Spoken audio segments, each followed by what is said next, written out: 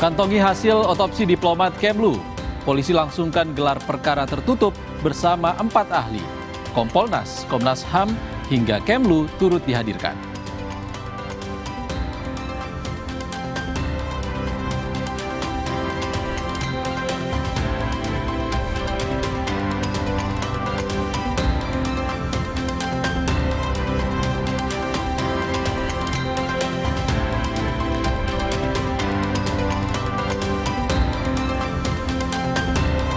Ojek pangkalan hadang ibu bawa anak balita di Tiga Raksa, Tangerang.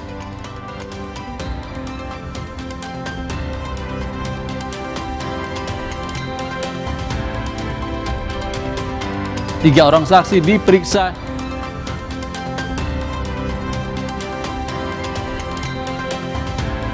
Tiga orang saksi diperiksa terkait tudingan ijazah palsu Joko Widodo di Polda Metro Jaya.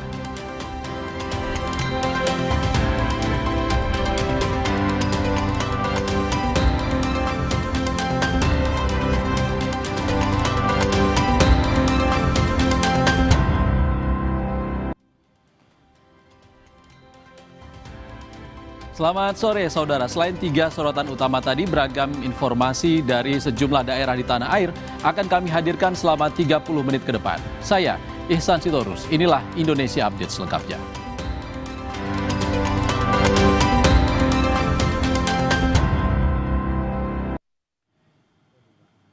Kita ke informasi pertama, tangis histeris mewarnai penertiban yang dilakukan petugas Satpol PP terhadap belasan bangunan semi permanen di Jalan Inspeksi Kalisunter, Kecamatan Koja, Jakarta Utara. Penertiban dilakukan karena bangunan berada di atas pipa Pertamina.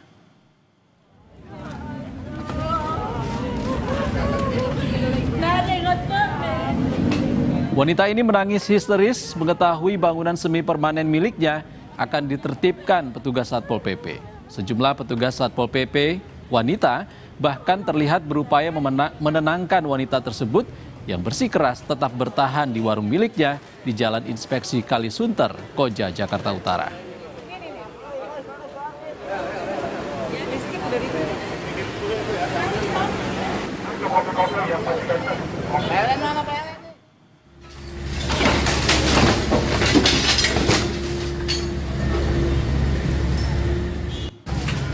Meski sempat mendapat penolakan dari warga sekitar, namun penertiban terhadap 19 bangunan semi permanen ini tetap dilakukan dengan menggunakan alat berat. Penertiban dilakukan karena bangunan dinilai bisa membahayakan warga karena berada di atas pipa BBM milik Pertamina.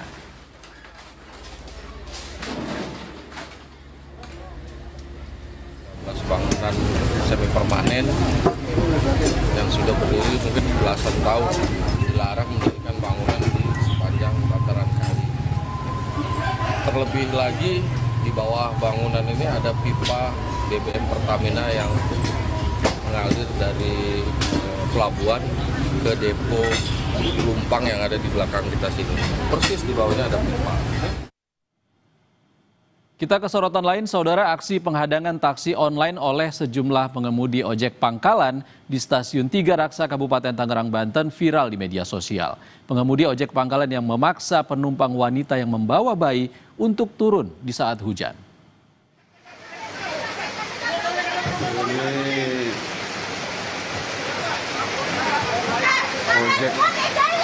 Ojek di Stasiun Tiga Raksa kok kasar kali, ini bawa bayi.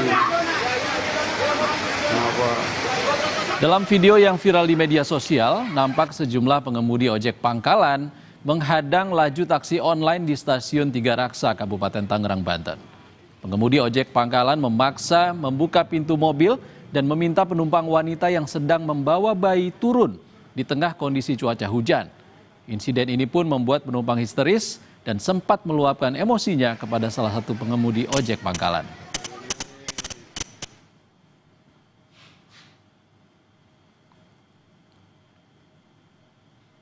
Kasar kali, ini bawa bayi.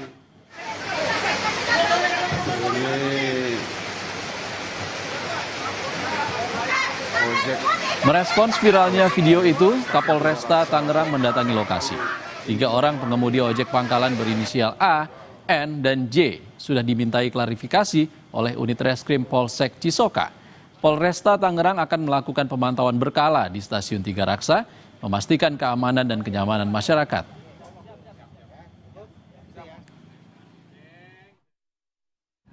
Ada selisih kesepahaman antara teman-teman dari ojek pangkalan dengan pihak daripada ojol tadi. Dan saat ini kita akan mediasi teman-teman sekalian. Mudah-mudahan ini yang terakhir dan tidak akan terjadi kembali, karena memang terus terang nanti yang ujungnya adalah yang menjadi korban adalah penumpangnya. Kita ke informasi lain yang juga jadi sorotan hari ini, Saudara. Polda Metro Jaya melangsungkan gelar perkara kasus kematian diplomat Kementerian Luar Negeri Arya Daru Pangayunan. Gelar perkara dilaksanakan secara tertutup. Dalam gelar perkara tertutup ini, sejumlah saksi dan ahli dihadirkan untuk memberikan keterangan hasil analisis. Di antaranya adalah ahli psikologi forensik, ahli otopsi, ahli siber, dan ahli toksikologi. Selain itu, Polda Metro Jaya juga mengundang pihak eksternal seperti Kompolnas, Komnas HAM, dan perwakilan dari Kementerian Luar Negeri.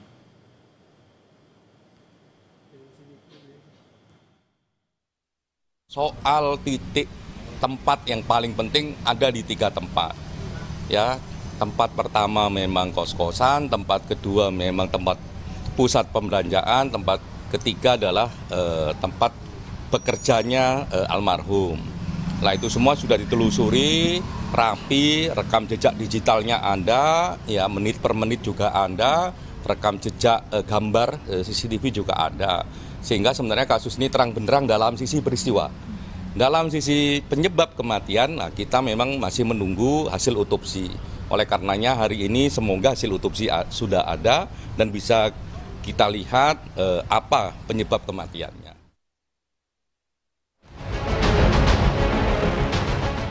Pekan ketiga penyebab kematian diplomat muda Kementerian Luar Negeri Arya Daru Pangayunan belum juga terungkap. Namun sejumlah temuan diungkap lebih dulu polisi. Salah satunya ponsel yang biasa digunakan Arya Daru untuk berkomunikasi dengan keluarga dan rekan kerja yang hilang dan belum ditemukan. Saat awal penyelidikan, padahal polisi bilang barang korban di tempat kejadian perkara tidak ada yang hilang. Ketua Harian Kompolnas Arief Wicaksono membenarkan pada 7 Juli yang lalu setelah berkomunikasi dengan istrinya sepulang dari mal pada pukul 9 malam tanpa sebab yang jelas, tiba-tiba ponsel Arya Daru tak bisa lagi dihubungi.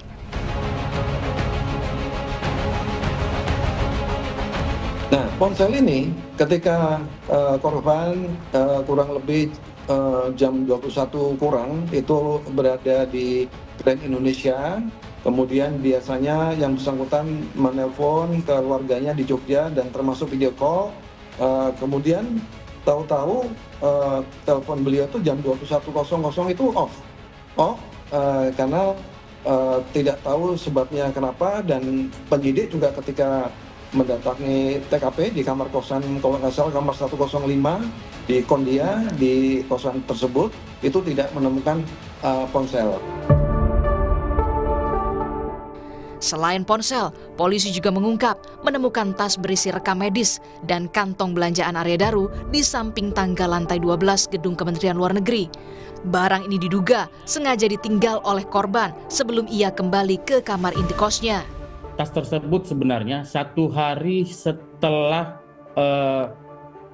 ditemukan korban, tim penyidik langsung mencari dan menemukan tas itu berada di atas di lantai 12 di samping tangga lantai 12. Nah, Pak Ronald, tadi isi dari tasnya apa saja, Pak? Oh, saya tidak bisa menyampaikan secara rinci, Mbak. Tapi saya kasih tahu salah satunya adalah bahwa penyelidik menemukan adanya rekam medis korban, ya rekam medis korban di salah satu rumah sakit umum di Jakarta tertanggal 9 Juni 2025.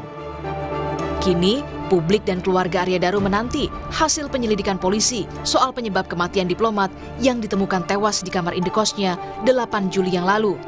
Karena yang pasti, ada yang janggal di balik kematian diplomat Kementerian Luar Negeri ini. Tim Liputan, Kompas TV. Saudara, tim SAR gabungan berhasil mengevakuasi 2 orang pendaki yang terjatuh dari puncak Gunung Puntang, Kabupaten Bandung dalam keadaan selamat. Informasinya kami hadirkan usai jeda.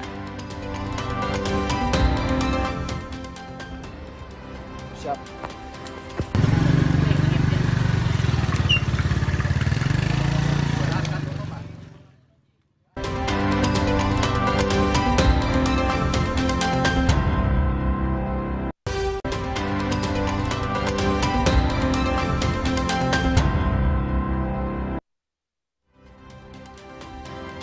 Saudara, kami akan ajak Anda ke Polda Metro Jaya untuk menyimak keterangan yang disampaikan oleh Komisioner Kompolnas Hoirul An'am terkait update gelar perkara tertutup yang dilakukan oleh Polda Metro Jaya soal kematian diplomat muda Kemlu. Tapi setelah tadi memberikan penjelasan, ya kan begini, kenapa waktunya kok lama? Misalnya kemarin kan ada janji nih sepekan dan sebagainya, ini kelar dan sebagainya. Karena memang pada akhirnya yang ditelusuri sangat kompleks, sangat banyak. Dari rekam jejak digital, banyak variasi yang pada akhirnya juga ditemukan, didalami dan ditemukan. Dari segi otopsi, ya banyak item-item otopsi yang semakin lama semakin dibuka lebih terang, lebih kompleks. Dari segi latar belakang juga ditelusuri lebih dalam dan lebih kompleks. Itulah yang membuat ya proses penanganan ini membutuhkan waktu yang lebih panjang. Jadi pertanyaannya, apakah waktu yang panjang ini ya yang diambil oleh Polda Metro Jaya itu wasting time, buang-buang waktu, ataukah waktu yang substansial? Per hari ini kami lihat rekam jejak kerjanya itu bukan waktu yang sia-sia, tapi waktu yang substansial, karena hari per hari ada pergerakan pendalaman, hari per hari semakin jelas apa peristiwanya, bagaimana rekam jejaknya, dan apa yang mereka dapat. Cak, sebelumnya kan penyelidikan sudah terang gitu, Cak. Nah, apakah hasil otopsi ini semakin menguatkan hasil penyelidikan? Kalau dari kemarin kita bilang proses ini semakin terang peristiwanya, hari ini ketambahan semakin jelas penyebab kematiannya. Artinya menguatkan hasil penyelidikan sebelumnya? Ya, sebagai satu rangkaian proses yang dilakukan, proses hari ini dengan adanya hasil otopsi tadi, itu semakin jelas penyebab kematiannya. Kalau kemarin peristiwanya terang, penyebab kematiannya belum, karena hasil otopsinya belum.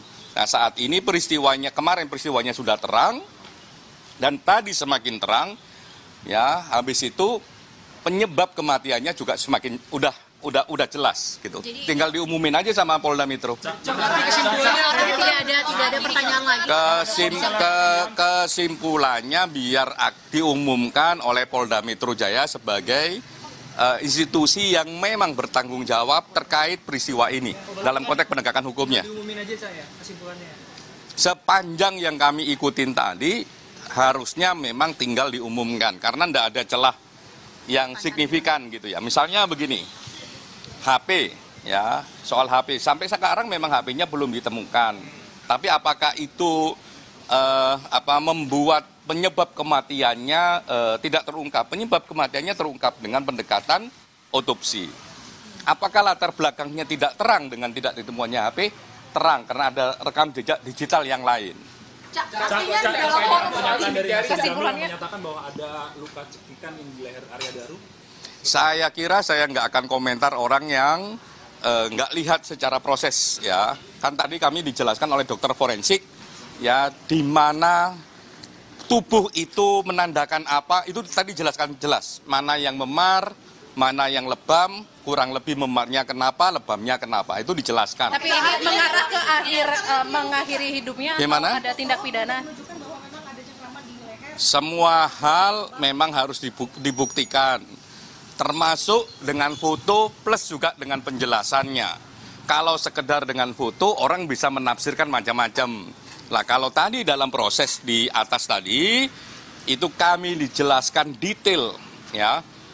Foto awal ya sebelum otopsi ya sampai dilakukan otopsi dan dijelaskan kondisi tubuhnya seperti apa dan dapat apa, dan itu yang paling penting. Oke, Cak, berarti oleh dokter otopsi ya, oleh dokter forensiknya. Cak, yang terpenting tadi penyebab kematiannya sudah diketahui, apakah penyelidik juga sudah mendapatkan motif di balik kematiannya juga? Dalam konteks peristiwa seperti ini sebenarnya nggak hanya peristiwa seperti ini sebenarnya pidana kita tidak mengenal apakah motif itu harus dibuktikan ataukah tidak.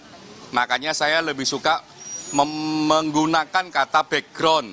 Ya, peristiwa ini memiliki background yang terang. Ini mengarah ke mengakhiri hidupnya atau ada tindak pidana? Biar Polda Metro Jaya besok mengumumkannya. Tadi dari hasil gelar perkara apakah ditemukan tindak pidana atau tidak, Cak? Dari dalam pembahasan tadi? Besok Polda Metro Jaya akan mengumumkannya. Bagi kami yang paling penting, ya, misalnya kayak tadi. Oh, ini kok ada foto yang beredar dan sebagainya, kayak ada luka di leher dan sebagainya, misalnya kayak begitu. Tadi kami dijelaskan dari ujung ke ujung soal otopsi ini, ya, dari sebelum tubuhnya diotopsi, kondisinya kayak apa, sampai hasil otopsinya dijelaskan. Artinya di dalam forum tadi tidak ada perbedaan pendapat ya daripada penyelidik terkait penyebab kematian korban? Yang pasti tadi pendalamannya sangat komprehensif. Tidak hanya soal hasil otopsi, tapi juga hasil digital. Tidak hanya soal hasil digital, juga keterangan saksi. Terus itu di-compare, misalnya CCTV dengan rekam jejak digital yang lain, dengan WA itu di-compare. Dicocokin waktunya, dicocokin momen yang ada di CCTV dengan momen pembicaraan di WA. Itu dicocokin. Sehingga menurut kami, dengan pendekatan saintifik, ya, dengan komparasi yang cukup detail di kasus ini, ya, sebagai satu bentuk peristiwanya sudah terang. Satu kesimpulannya sudah sepakat ya, Cak? Berapa orang yang dalam gelar perkara tadi gelar perkara? Ada beberapa ahli, ya, ada beberapa ahli, tidak hanya ahli forensik, kedokteran forensik juga ada. Saudara, tetaplah di Indonesia Update. Usai jeda kami kembali dengan kabar dari Polda Metro Jaya yang kembali memanggil saksi dari pihak terlapor dalam kasus dugaan tudingan ijazah palsu Joko Widodo.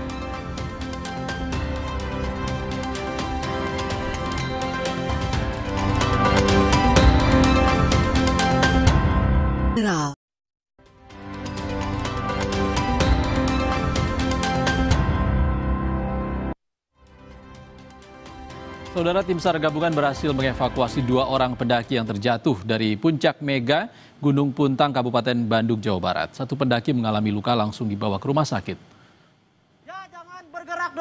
Kabut tebal menjadi kendala penyelamatan yang dilakukan terhadap 2 pendaki yang jatuh dari puncak Mega Gunung Puntang, Kabupaten Bandung, Jawa Barat. 1 korban berhasil diselamatkan dalam kondisi tak sadarkan diri, sementara 1 pendaki lainnya dievakuasi dalam keadaan luka. Usai dievakuasi, keduanya langsung dibawa ke Rumah Sakit Sartika Asih Muhammad Toha Bandung untuk mendapatkan perawatan medis. Korban kedua atas nama Reksa ini yang terjatuh di kedalaman kurang lebih 30 meter dari puncak Mega Gunung Puntang, berhasil dievakuasi dan survivor dibawa ke Rumah Sakit Sartika Asih yang ada di Muhammad Toha, Kota Bandung. Saudara, Polda Metro Jaya kembali memanggil saksi dari pihak terlapor dalam kasus dugaan tudingan ijazah palsu Joko Widodo. Atas panggilan itu, kuasa hukum Roy Suryo CS mendatangkan ketiga saksi yang diminta hadir, yakni 2 orang aktivis dan 1 orang YouTuber. Ketiganya ialah aktivis Yulia Widianingsih Rahmat Himran, serta YouTuber bernama Sunarto. Ketiganya diperiksa sebagai saksi kasus dugaan tudingan ijazah palsu yang dilaporkan Jokowi di Polda Metro Jaya. Kuasa hukum Roy Suryo CS, Ahmad Hozinuddin, meminta Jokowi tak perlu mengerahkan kasus ini dengan menyebut ada orang besar di balik polemik ijazah. Kalau memang mau fokus, ingin menuntaskan kasus ini, fokus di kasus Polda Metro Jaya. Tidak perlu mengedarkan fitnah ada orang besar di balik perjuangan kawan-kawan yang hari ini ingin mengungkap kasus ijazah palsu. Tidak perlu ya melakukan playing victim dengan punya perasaan politik seolah-olah ingin di-downgrade, punya feeling ada orang besar, tidak perlulah. Dan bahkan kalau ingin ringkas, ingin segera mengakhiri polemik ijazah palsu, tunjukkan ijazah asli itu kepada publik. Tapi dengan catatan memang kalau ada. Karena kalau ada, tunjukkan, selesai. Kami tutup Indonesia Update edisi kali ini, saudara. Saya Ihsan Sitorus pamit, sehat selalu. Sampai jumpa.